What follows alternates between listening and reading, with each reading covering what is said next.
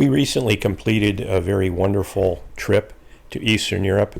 I consider it an overlanding trip, if you like the definition of overlanding as including cultural experiences or exploring different cultures. Now, this trip wasn't like a big off-roading trip. It was done in a rented Toyota Rav 4. It was our second trip in this area. The first one was in a rented Volkswagen station wagon. But I say they're the most interesting overlanding trips because of the amazing places we went and the amazing experiences we had exploring cultures that are of particular interest to my wife and me. She's part Lithuanian, which she only learned when we got married, and I'm mostly Lithuanian. So in my own DNA, if you do those little DNA reveal videos, I always tease my wife, they're one of her guilty pleasures, where someone says, "Oh, I got my DNA back, I'm Portuguese, not Spanish," and they're tearful, etc. I always laughed at those until our own DNA had a pretty big surprise for us, and that's that our biological grandfather is not our legal grandfather. So I'm 25% English. Actually, when I say English, I mean American Yankee. I tease my wife that my ancestors lived in Orange County, Virginia, before her hometown of Fredericksburg, Virginia was even founded. But in any event, this part of the world, the eastern coast of the Baltic Sea, is very important to me and to my family. It's where our ancestors are from, and it really colors who we are. If you follow the Ukraine war, the history of the Baltic states is one of fighting off the Germans, fighting off the Russians, fighting off the Germans. So there's a lot of deep family history there on both sides of the family. We fought the Tsars, we fought the Bolsheviks, we fought the Nazis, we fought the Soviets. Many were deported to Siberia, etc. But in this particular trip, where we end up going is we flew from Los Angeles International Airport to Frankfurt to Vilnius. From Vilnius, very late at night, we traveled over to my cousin's house in Garlava near Kaunas, the second largest city in Lithuania. We spent a kind of a late morning sleep there, and the next day we drove through the Suwalki Gap, somewhat famous Suwalki Gap, to Kot, Poland, in the Mazuria district of Poland, a beautiful lake area. And yes, Kot is the Polish word for cat. Met a cousin there that I'd never met, Dagmara Jagiełowicz or Jagiełowicz, and in Lithuanian it's Jagiełowicz. My cousin Anthony from Elbląg, I never pronounced that correctly, drove down with his wife, and we had an absolutely wonderful visit. I have some great video of us all trying to communicate in Lithuanian, Polish, and English. We had a wonderful visit there, a couple of days. Then we headed back eventually to Garlava. Now, the purpose of the trip, or I should say the purpose of the timing of the trip, was an enormous folk festival going on in Lithuania. It's the 100th anniversary of this traditional folk festival, where they have a large choir sing folk songs and amazing dances. So they had about 9,000 dancers, 12,000 singers. It was extraordinary to be able to attend. I was very appreciative. My cousin got us these amazing tickets where we were a few rows back from the president, I think 3 former presidents of the other Baltic states, and a delegation from Poland. So it was quite the deal. So we thoroughly enjoyed that. Have some video of those amazing dancers and singers. After that festival and some walking around in beautiful Vilnius, we returned to Kaunas, or about 2/3 of the way. Donatas and his wife Neringa and their children joined us for the folk festival. But after that, we had one more day in Vilnius. Then we met about 2/3 of the way, and then we struck north for the beautiful Hanseatic League city of Riga, Latvia. So Latvians and Lithuanians are sort of linguistic brothers, culturally fairly different. The Latvians were dominated by the Teutonic Knights. The Lithuanians had united with Poland and became Catholic. But the languages are still the same. It's a fascinating little enclave of peoples, the Balts. But in any event, Riga is a beautiful, historic Hanseatic League city. I'd never been there. We spent a couple wonderful days there. Then drove back. Actually, we had, I think, a day in Kaunas, and then spent the night at a hotel outside of Vilnius, just outside the airport, and then flew home. I finally got back inside to grab the GoPro. This is Neolia's house. here in Garlava. So I didn't do any of the filming at the airports.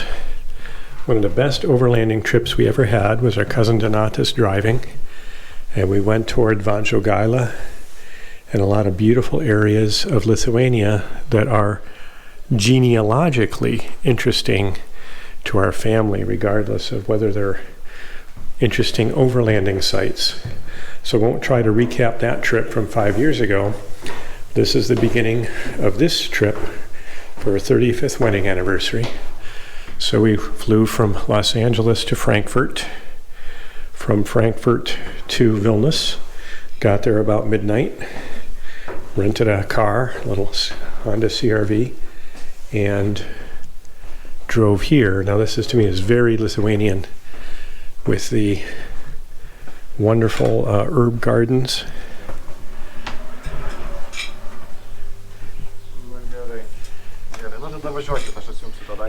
So I said, to me, this is such a Lithuanian yard and garden, and people make fun of me in Illinois that I only plant things that I can eat.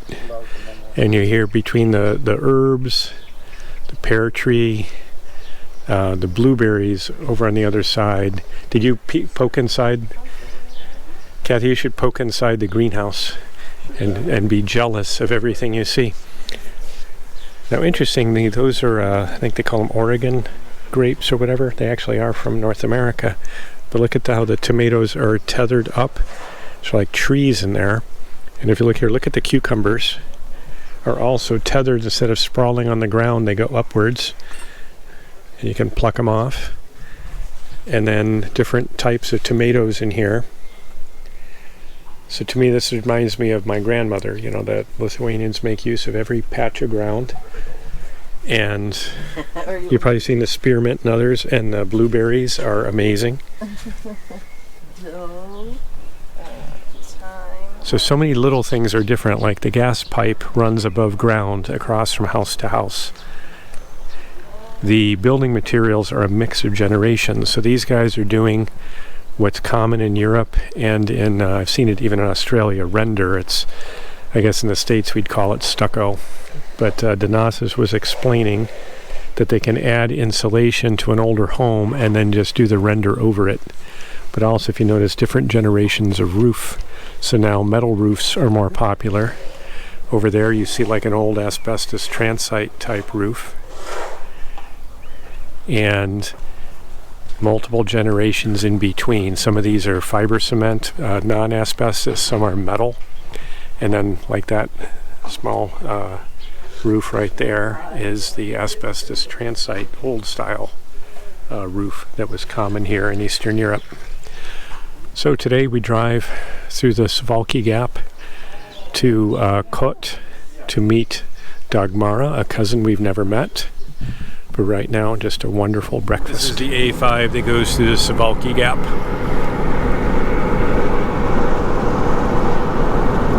Crossing the gap. It's a big sign, welcome to Poland. This is the Yeah, that's the sign right there. Huh? It's gonna be really big, like a giant arch or a pyramid. Oh yeah, there you go. So that's the old border crossing structure, right? That building is abandoned. Tear it down. It is interesting to see the old border crossing buildings. The Polish people working on the side. Or maybe not. Just looking at that. That's the Polish Prime Minister. He wants to know what you're doing crossing the gap. So when you see the PL, is that your sign that you've now crossed the border? Yes, PL is Poland already. So we are in Poland and the road is different. You can see that. Oh yeah, I see what you mean. So here's the big EU road, and this is what they're going to expand it to on the other side. Yeah. So Poland got their part of it done, huh? This is one of many resort lake areas as we drive into Missouri.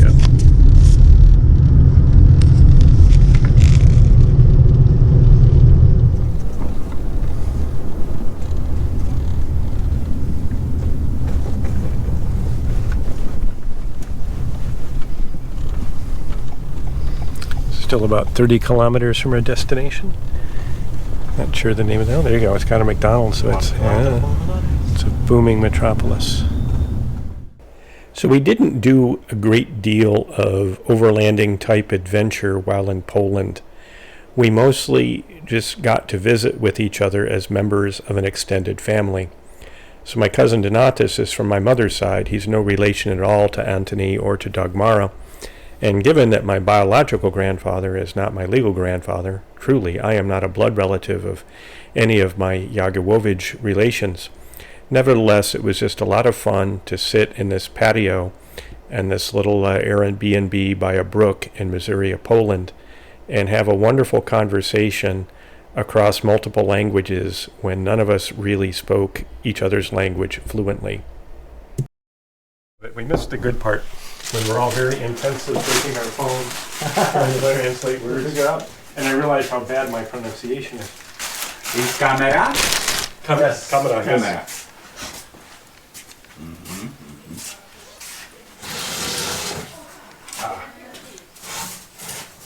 Very good. Das ist gut.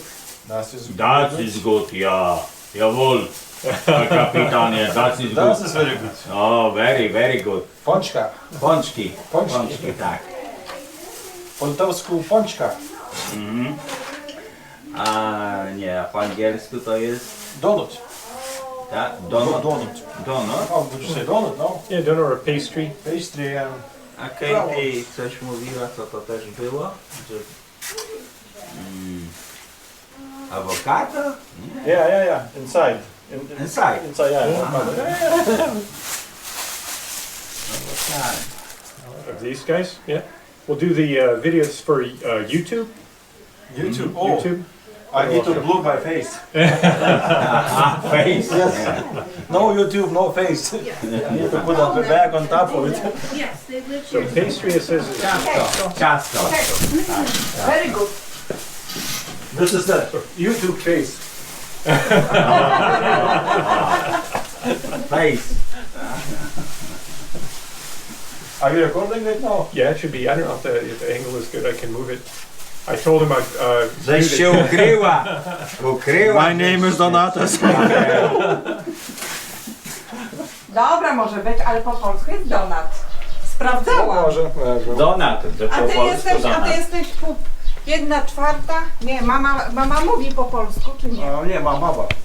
Babcia mówi. Babcia. Babcia? Babcia była po polsku. Babcia pray.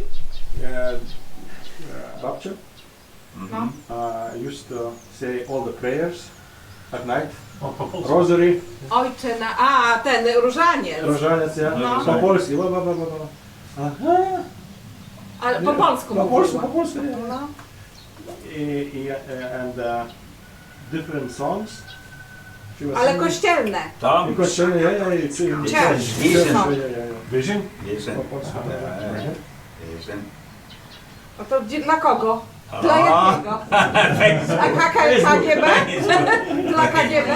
Tak, ISIS. That's what I was saying when I saw the Indian guy. I was like, oh, what the Indians look, because when we were kids, we all in the same books. From the same books. Oh, Yeah, that's yeah, funny. United And there he is States, real. Yes, the book written was by the German. It was never in Land.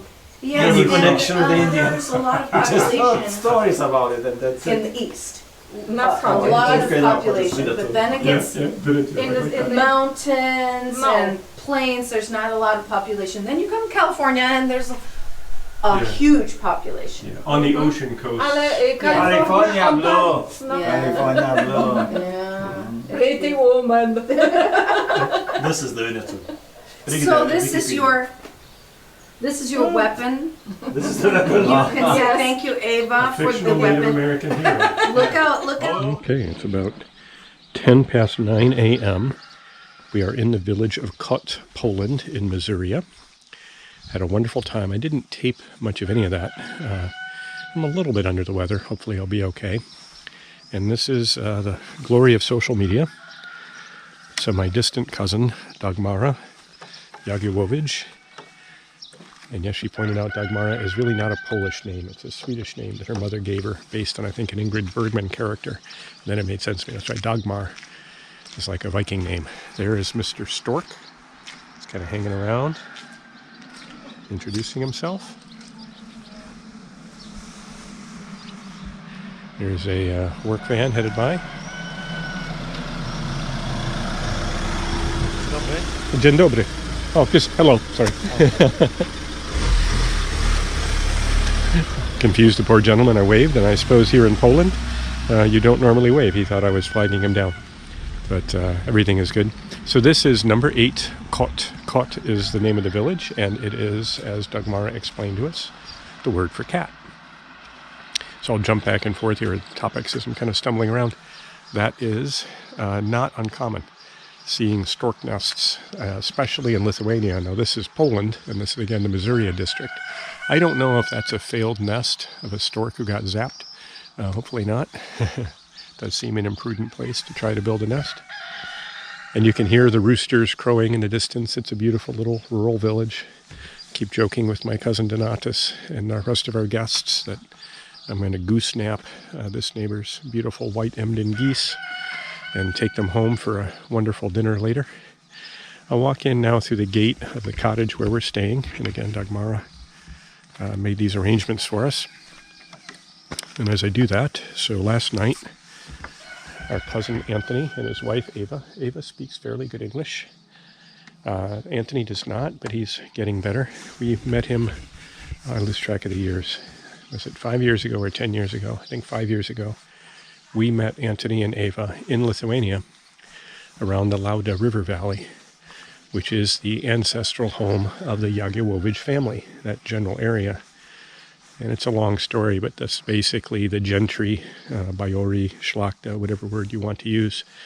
The language of Lithuania and the combined Lithuanian-Polish kingdom was Polish. So Polonized Lithuanians lived there. And he reminded me that the crest of the family is a black swan. But more importantly, all Jagiellowiczes, with the exception for the most part of me, are musicians. So when you have Jagiellowiczes over, you always have a wonderful party, usually lots of vodka, although to their disappointment, we've kept the vodka consumption to a minimum, but lots of music. So we had a wonderful time. High points, which unfortunately I did not record, were Anthony singing House of the Rising Sun in English and in Polish and playing quite well on Pavel's guitar. Pavel played a number of Polish and American songs on his guitar. So, of course, Kathy joined in beautifully, as she always does. And at one point, I was even persuaded to sing Ghost Riders on the Storm, which was a lot of fun.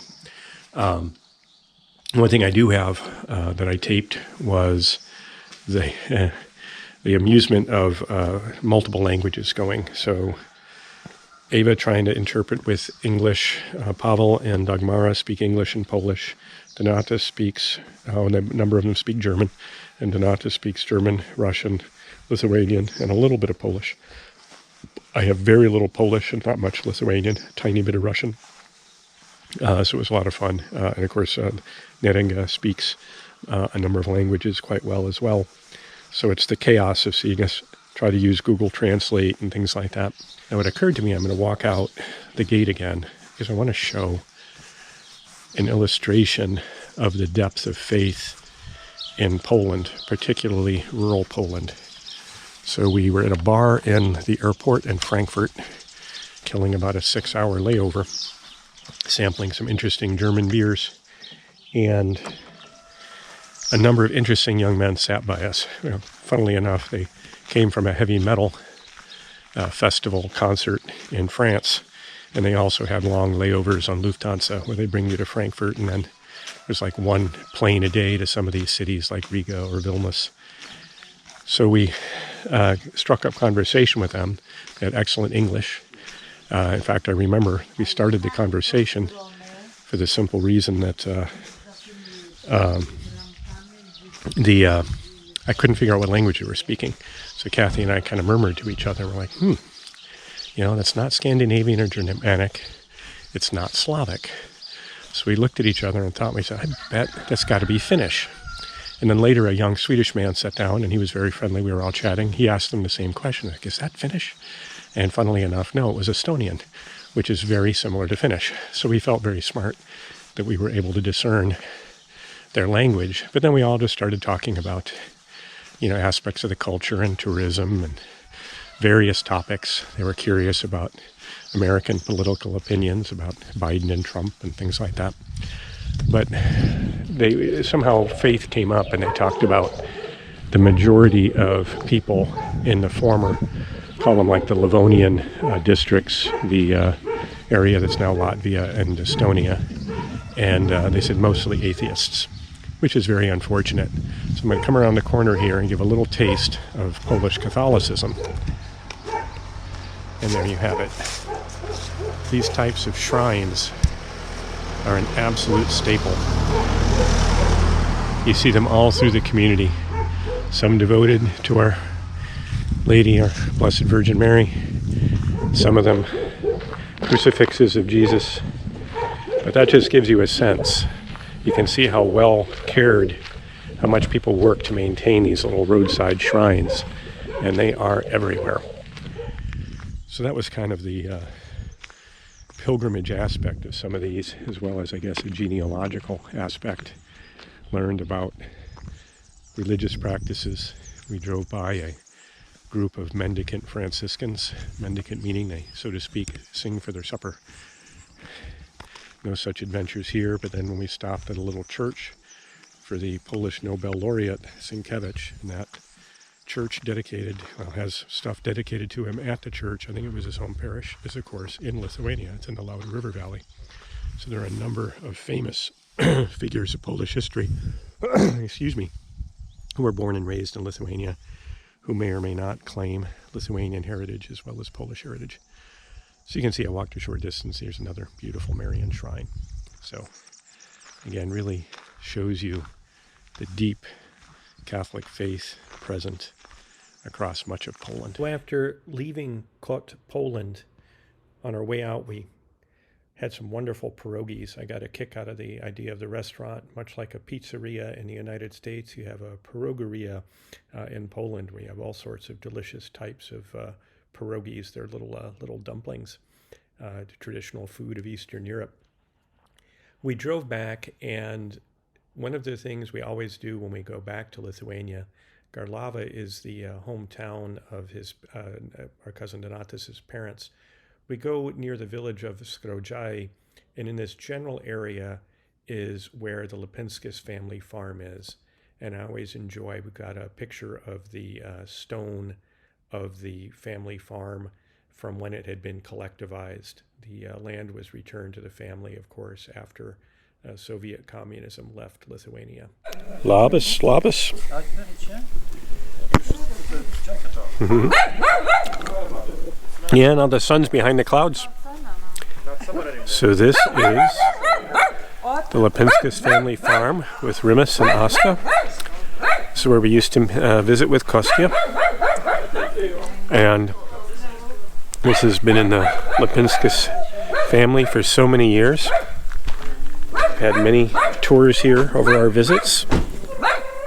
And back, and somewhere over on this side of the sort of quadrangle is a museum with a lot of interesting stuff, particularly from the family being deported to Siberia, or at least a major portion of it. And the just a lot of interesting old antiques, some of which was Donatas' grandfather Jozas kept a lot of these things. Served as a paratrooper, and his son is a skydiver, but that was in the old Soviet military for Rimas. And Kostya is his mother. Well, she passed away just a year or so. So Rimas, Donatas, and I are going to take the usual walk. I don't know if it's maybe such a usual. It's like I come here all the time. I think this is my third time here. But we walk out to where the original family farm was. And it's quite extraordinary, and I always tell the same story about what it's like to live in this part of the world with all of the uncertainty. So as they tell the story, they'll point to a very old house that's not inhabited, and they'll say, well, that's not the original house. The original house was over there. And then they'll point and they'll say, okay, the Russians, the Tsars, put their artillery on that hill, and the Germans on the other. And they say, well, that was the end of that house. So Rimas was just showing us a couple of helmets. One that was fished out of the lake, the other was fished out of the field. And I believe it's, well, maybe it is a World War II helmet, but it looks like a World War I helmet. And they said, you know, the battle did cut across these fields. I don't know if any of the Napoleonic battles come back, pass through this particular area. But certainly in World War I, there was a major battle. And that's how they refer to the destruction of the original house that the family had built on the farm. So quite an amazing place, really.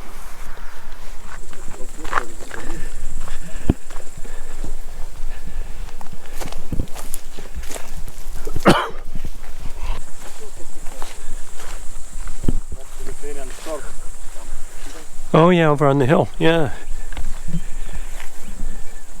Oh, so this is where the German artillery and encampment was? Yeah, where the trees are, this is the German. Okay. And the Russians were on this little hill, you see the first one. Okay. On the other side of the road. Yeah, yeah. And the trenches were going from that to that direction. All the way along All that the way, yeah. crest line, okay. Yeah. Every little hill had, you know, like a forepost, and then the just smaller trench. Right, right. Like an And then they were observation just, post. you know, shooting to each other, so nothing was left around here. Can you tell me, where was the original house that got destroyed? Was that over here? On the other side of the trees? This was not here at that time. Okay. Same place, yeah. In the same place. So Rimas confirmed the original house was destroyed in World War I, but they finally built a different one in the same place about 1935. When they came back, it was nothing but just a That's after they collectivized? Yeah.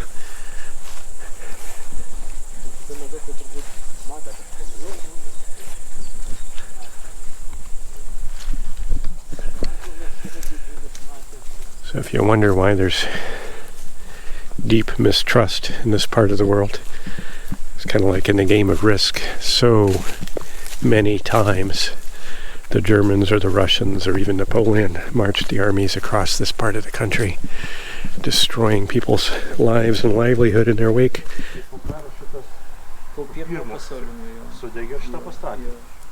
Yes, this was after World War I. They rebuilt this one.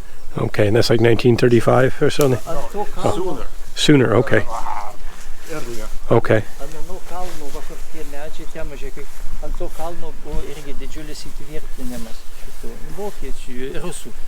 On that hill where you see the tree line, Yeah.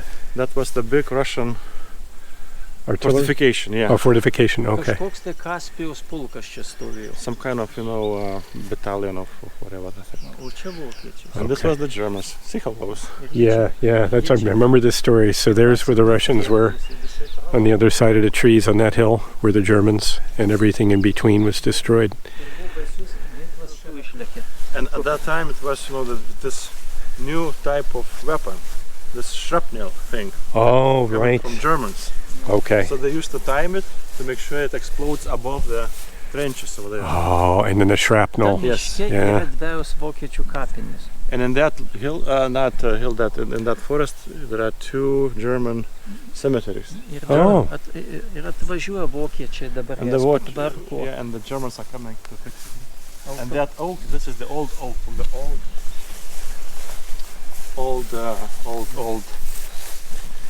house. So it survived the battles. Everything, yeah. So these trees have seen all that stuff. Wow. And That this is the quite an oak. impressive oak. Yeah, so that's Peter with the bushy mustache, as we say in family history, and his wife Mary Loda lived in that house, the rebuilt one, from between the wars. Fascinating history and family history. And Uncle Vincus, who lived in that other house, he's the one who has the tree, and I can't what they call it, Avenue of Heroes, but he rescued 2 girls from the Kaunas ghetto during the Holocaust. Was later deported to Siberia by the Soviets. After a wonderful visit with family, we traveled to Vilnius to the Radisson Blue Hotel, which was right on the river, which gives you basically the boundary between the old city and the more modern part of the city. It was an absolutely wonderful adventure, not only to get a more in-depth visit to Vilnius than I've had before, but also to see this magnificent folk festival.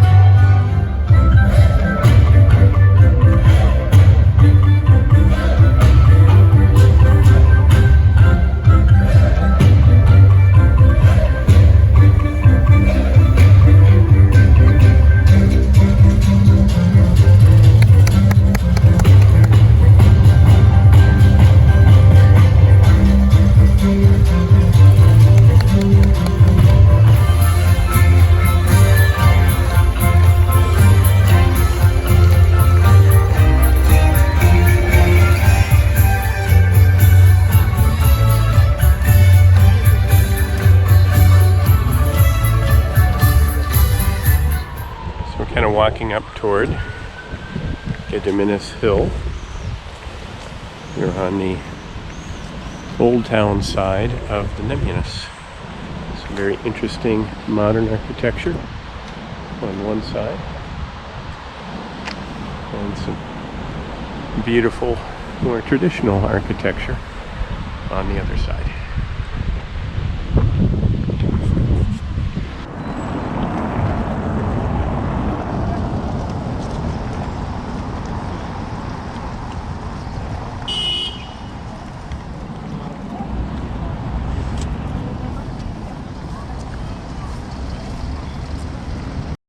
There's a statue of Mindaugas in the National Museum. So very embarrassing. I've been referring to that as the Nemunas that we've been walking along, but it's the Neris that goes through, because I think that the Neris is smaller too. So there you go. Karnava. Oh, the Neris. I wonder if they meet at Kaunas, because the Germans called it the Nemen, the Nemunas. So I was reminding Kathy it doesn't matter if we go the wrong way, because we're not really going anywhere in a hurry. Part of the beauty of being a tourist. Next, Kathy and I took a walk up Gediminas Hill that overlooks Vilnius. It's a very beautiful historic area of the city, but it is a fairly steep climb. You'll notice the beginning of these clips was a statue of Vytautas the Great, or Witold in Polish history. It's a lot of interesting history to Lithuania if you're unfamiliar with the country. They were the last pagans to choose Christianity. They had fought against a crusade by the Teutonic Knights.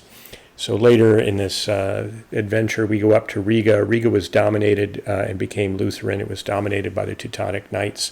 Lithuania always held out. It held out for many years. Actually, at one point had an empire from the Baltic Sea to the Black Sea, and then eventually Vytautas' cousin, my theoretical, distant, not directly related ancestor, Jogaila. It's the origin of her name. Jogaila becomes Jagiełło in Polish. Jagiełło, son of Jagiełło.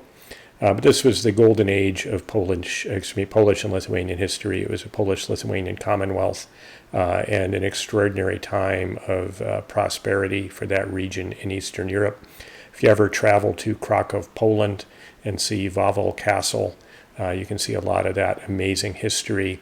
Krakow was the capital of Poland at the height of its golden age.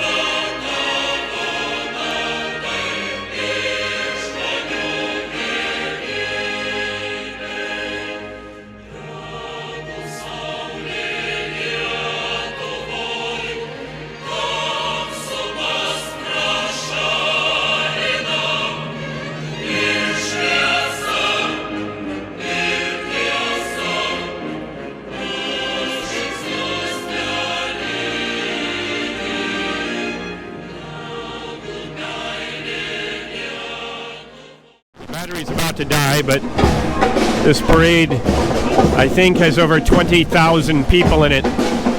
Just goes and goes and goes. Quite an extraordinary festival.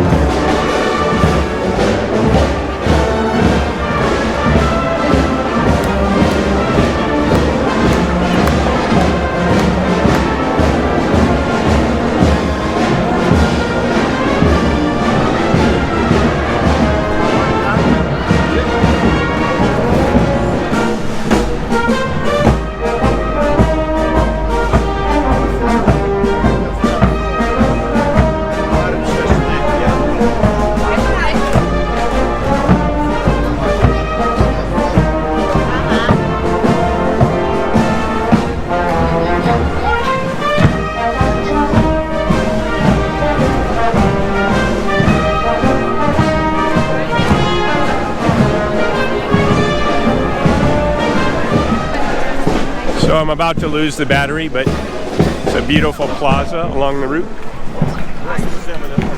Now it's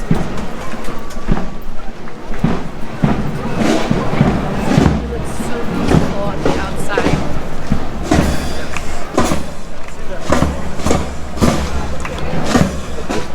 To my knowledge, probably over 20,000 participants in that parade actually marching. There were, I think, 12,000 singers, 9,000 dancers. Quite an amazing event. I did not record the actual choir concert itself. That was later that night, and it was truly amazing. It's very cool. There were all kinds of dignitaries just in front of us in this amazing outdoor auditorium. I will put in the description of the video a link to the website of the entire festival that will include some of the amazing vocal performances. All right, so I'm going to take a quick walk. This is Riga, Latvia. We came in yesterday afternoon, had a wonderful walk in the evening. Gorgeous weather. The high today is going to be like 71 Fahrenheit. It is a beautiful historic city with roots back to the Hanseatic League. Well, I probably write a ton of commentary on Latvia and Riga in general. This is part of the fun, my favorite type of overlanding. Now, I don't really have any specific family history in Latvia. This is not really a part of our life as a family. Glad to know you can jaywalk in Riga. I would never have guessed.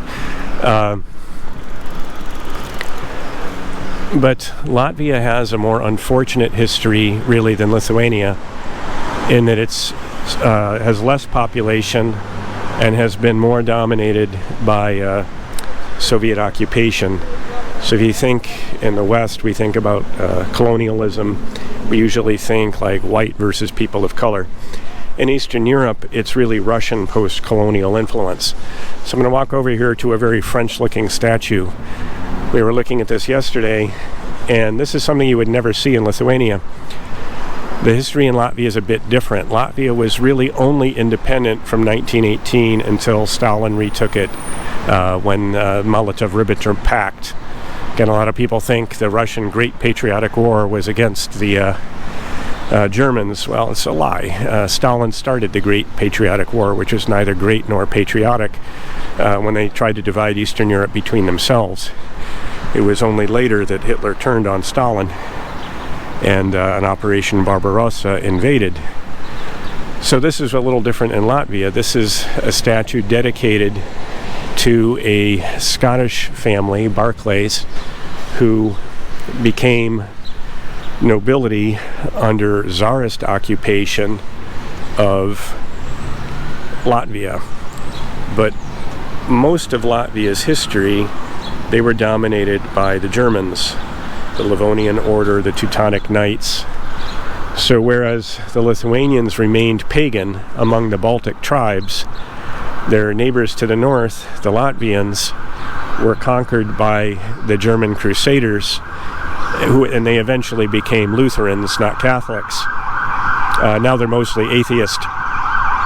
But Latvia has a very large Russian minority as kind of a holdover from the Soviet occupation. Well, first the Tsarist occupation, and then later the Soviet occupation. So Latvia has had a greater struggle to maintain its unique culture and identity. But it has been largely successful. It's still always at risk. The Russian minority in Latvia is always at great risk to their sovereignty. And there's always just the human risk of, are these Russians who live here now still free? Are their rights respected? Because obviously, just because they're Russian doesn't mean they want to subvert Latvian autonomy. But it's a complicated political situation here in Latvia. Anyway, culturally quite fascinating. The Baltic tribes are unique linguistically, somewhat unique ethnically, kind of moved to this part of the world, and were somewhat more isolated from the rest of Europe until, maybe the last few centuries. So Latvians and Lithuanians are very similar ethnically, linguistically, culturally. There's always the discussion, could a Latvian and a Lithuanian understand each other? And, speaking their native languages, and to a limited extent. Now, Riga itself is an absolutely beautiful city, even if you have no interest in the politics or culture of Latvia. Riga was a Hanseatic League city, again, strong Germanic influence. And I'll only walk a little ways toward into Old Town. But for a tourist, it is a wonderful destination. There's a lot of just fascinating, eclectic architecture. I was standing in Dome Square yesterday, and I just did a panorama with my iPhone, and there had to be 4 or 5 different architectures around the square. I'm not qualified to comment on each. Like, one was neoclassical, another was more, I don't know how to describe it, maybe late Gothic, like a brick church. So quite, you can just walk down a street and it's like going through a series of time capsules. Oh, and slightly unfortunate, a really nice little festival out here yesterday, but unfortunately both Lithuania and Latvia's national basketball teams were knocked out of Olympic competition yesterday, so that was quite disappointing to people. I think the Latvians lost to Brazil. Lithuania, I think, lost to Puerto Rico. Besides, basketball is a big deal here. People are very excited about it. So I'm going to go ahead and kill this as I walk around the guys taking down the facilities there. I'll pick it back up as I walk closer to the historic districts. And this is my first ever trip to Riga, or to Latvia in general. One thing that surprised me so far, I was just expecting to see a lot more German influence. So you can see a lot of Eastern architectural influence. You can see that's the Orthodox cross with the second bar there. As I'm told, that's representing the 2 thieves on Calvary, one going to heaven, the other not. I believe that's not apocryphal. And again, you can just see you're just surrounded by extraordinary beauty and architecture, much of which has been restored. So outside our hotel, we're looking at these beautiful gold domes. I have to double check with the placard. I don't remember which church this is. But you can definitely tell from the crosses it's Orthodox. It's going to surprise me a bit. I expected to see more presence of German culture and less Russian. But it shouldn't surprise me. Latvia was occupied by the Soviets for 50 years. Regained its independence about 30 years ago. So in that time it was, how can I put it, was actively and aggressively colonized. So the Tsars tried to destroy the native cultures. So if you read about, like the worst allegations against the British Empire and things like that, well, the Tsars were at least as bad. It doesn't fit popular narratives as much, but I wish I could remember the word. In Lithuania, there were people who smuggled books in the native language, and they could be imprisoned or worse for doing it, but they did it anyway to keep their language and their culture alive. So that is just how oppressive it was. It was an active program of Russification. And again, that predates the communists. That goes back to the Tsars, when the Russians wanted, as they say, warm water ports like on the Baltic. Yeah, so again, it's in Cyrillic. The cathedral, I should be able to remember because I read it in English last night. I believe it was dedicated to St. Mary.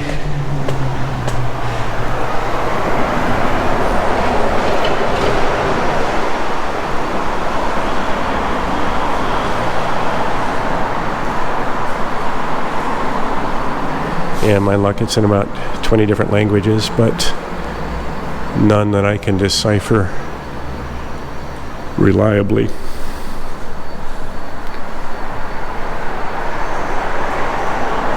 So you can see a lot of discussions of the beautiful icons in an Orthodox church. They are quite gorgeous.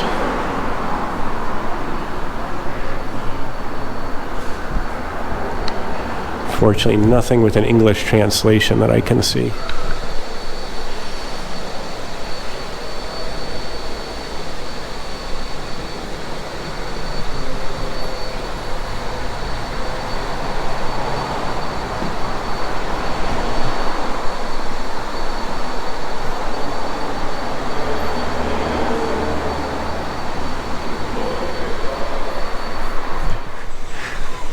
Someone probably tried to put a hat or something on there. There you get a better view of the statue in its full glory there.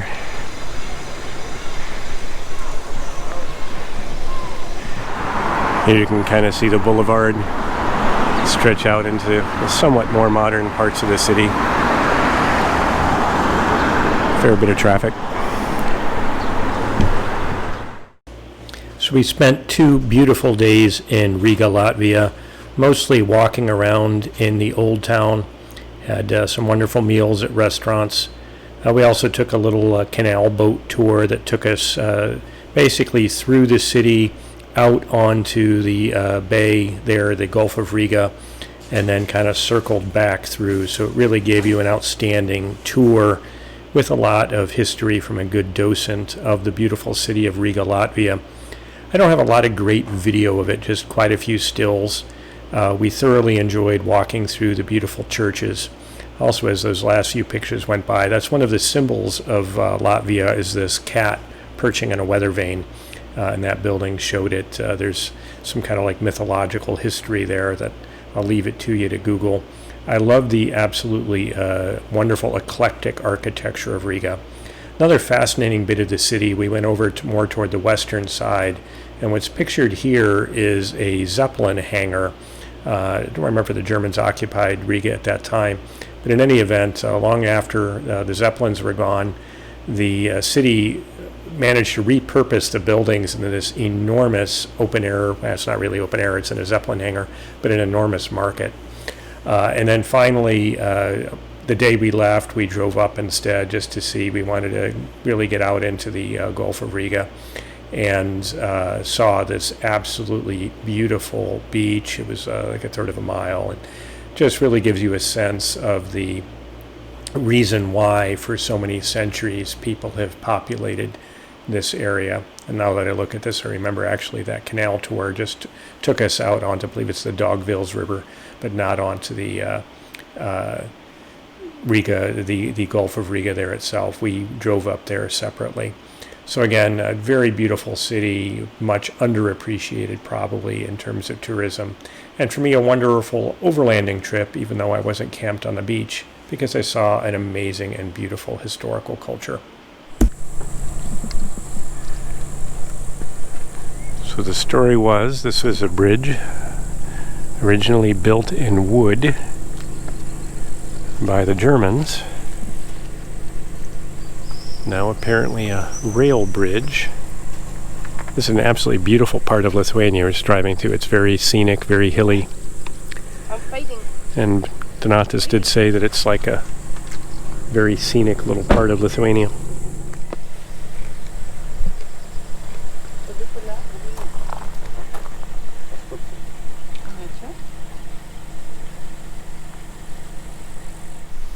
Okay, it's our last proper day of vacation. We're going to go to the airport hotel tonight. Our plane takes off early tomorrow. Okay, so we are in Kaunas. We just emerged from the parking garage. Oh, is this the Čiurlionis Museum? Oh, there we go.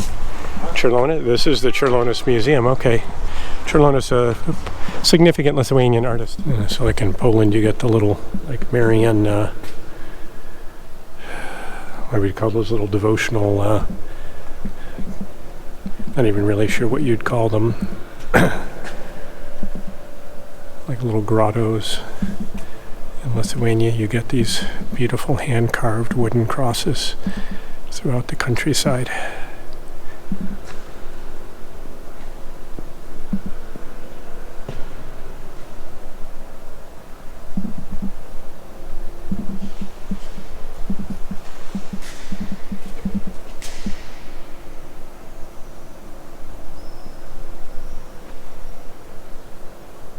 So we were in the courtyard between Kaunas Technical University and Vytautas the Great's University. It's a nice little plaza here, just outside, not far from where we were at the museum. And I was very impressed with the donateria. And Donatus's children attend a school just down the courtyard there. So quite a pleasant little place to sit on a warm Sunday afternoon. We're going to go to Old Town Kaunas next. Kathy is unable to extricate herself after eating another wonderful bowl of shaltababshchai.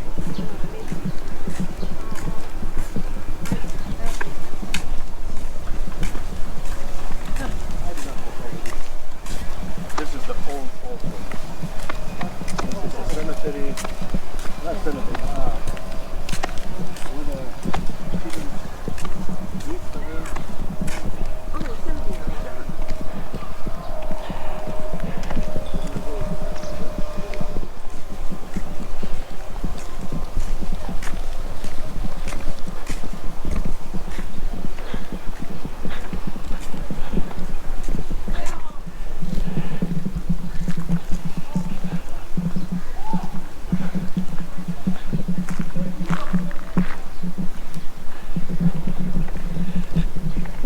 Guessing that's St. Casimir, but can't really tell from here. The flag is lying in the breezeless day.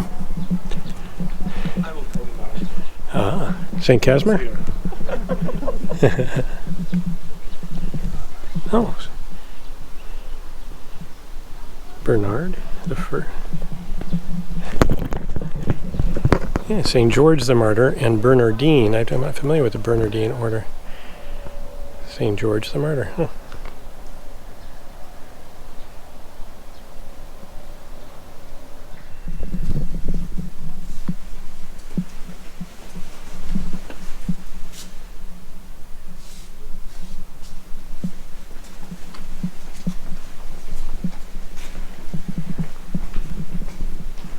Sister Faustina and Divine Mercy depicted there, much, much more modern.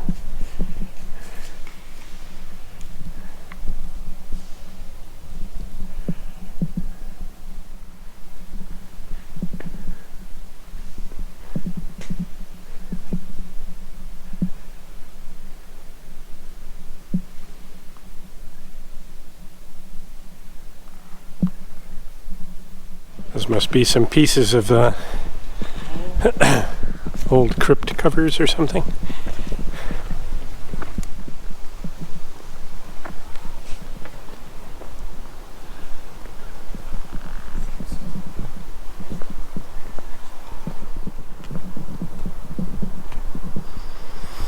Year 1630, 20. I'm guessing that's and 5 April. Yeah, like you say, old city in general, right?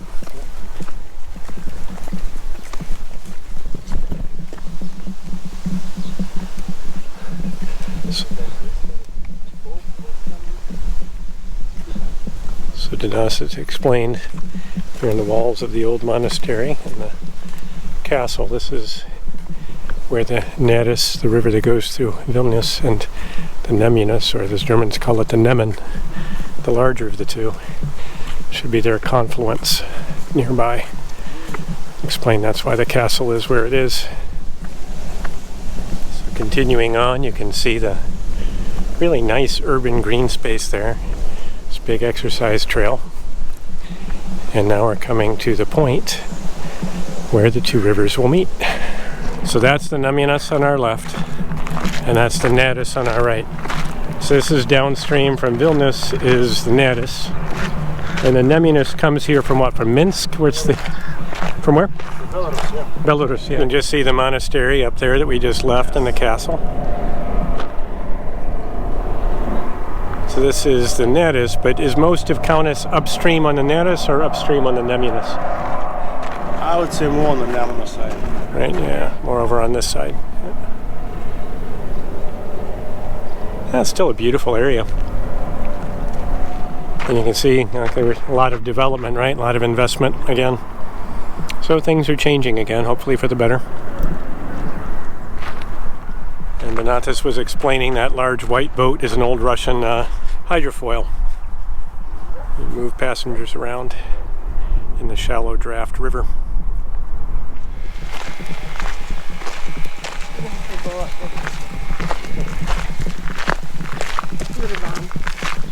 Mighty when united. A little bit of history of the Lithuanian tribes there, maybe?